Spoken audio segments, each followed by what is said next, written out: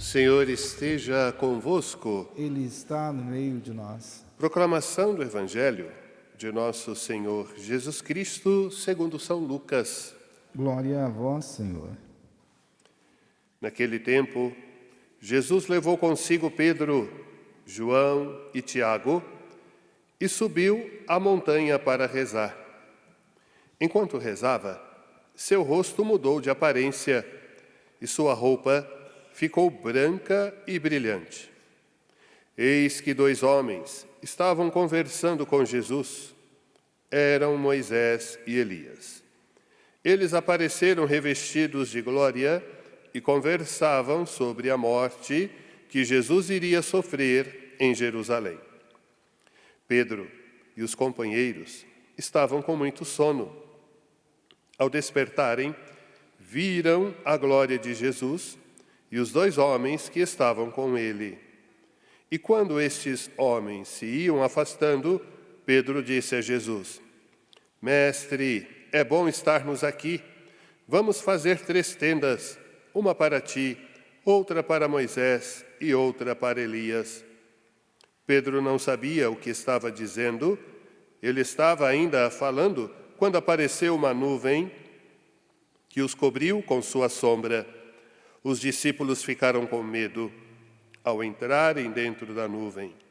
Da nuvem, porém, saiu uma voz que dizia: Este é o meu filho, o escolhido.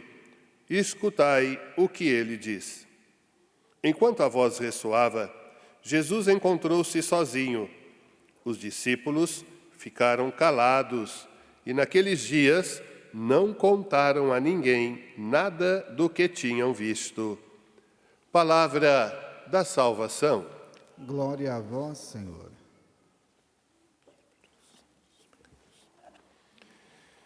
Meus irmãos e minhas irmãs, transfiguração do Senhor. Nos 3 evangelhos sinóticos, ou seja, Mateus, Marcos e Lucas, se retrata esta cena no Monte Tabor.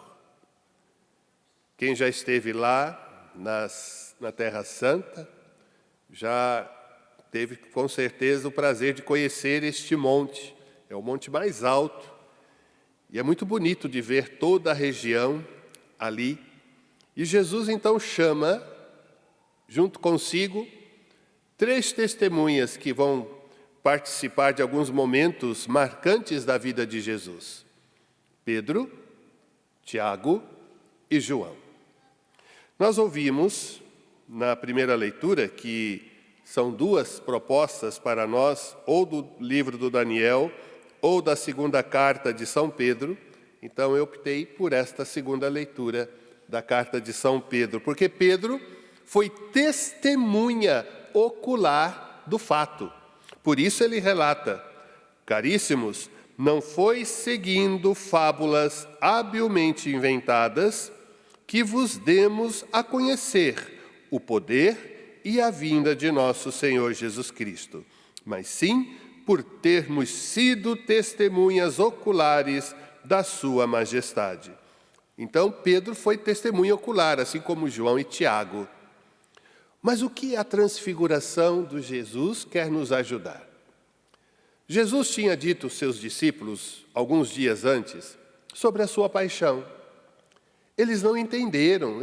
Para eles era muito difícil entender um Messias, um homem que estava fazendo tanto bem, ser crucificado como um malfeitor.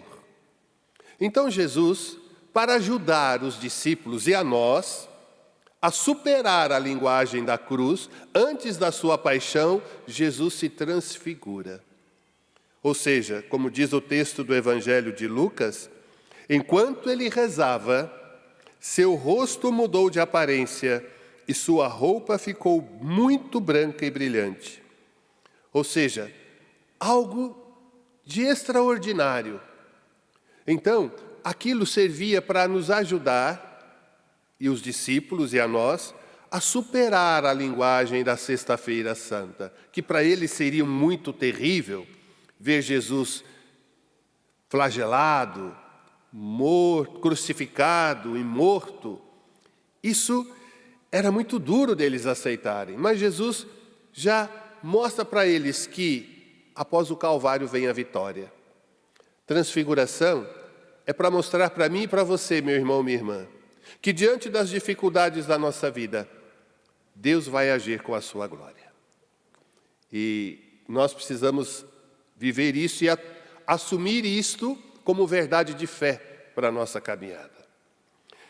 Jesus, neste Evangelho, ele nos mostra que a sua missão estava sendo confirmada por duas grandes testemunhas do Antigo Testamento. Aquele que representava a lei, Moisés, o grande libertador do povo, e o grande profeta, Elias, que enfrentou Acabe, sua esposa Jezabel, os profetas de Baal. Então, os dois, Moisés e Elias, conversavam com Jesus, como diz o texto do Evangelho, a respeito da sua morte e daquilo que ele iria sofrer.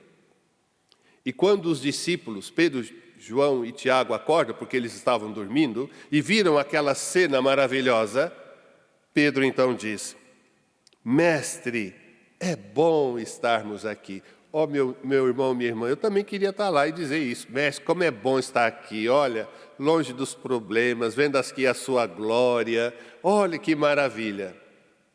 Vamos fazer 3 tendas, acho que poderia fazer uma tenda para cada um de nós, né, minha gente? Para ficarmos ali contemplando a glória do Senhor.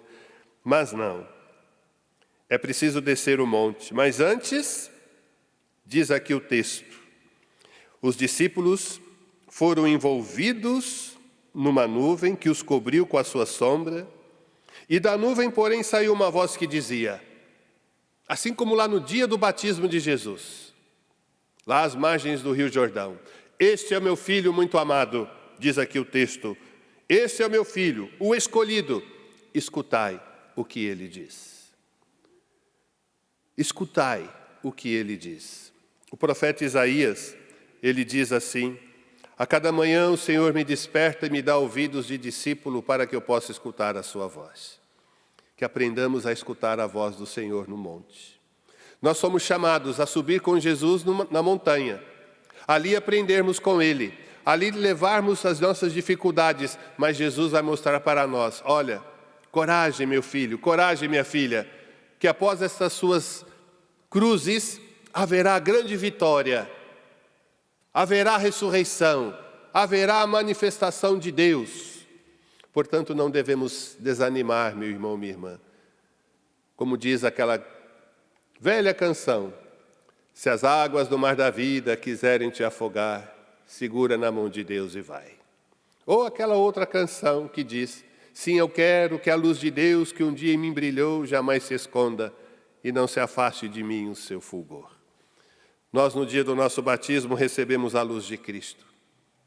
A transfiguração deve fazer-nos que esta luz não se apague, que esta chama do amor de Deus não se apague.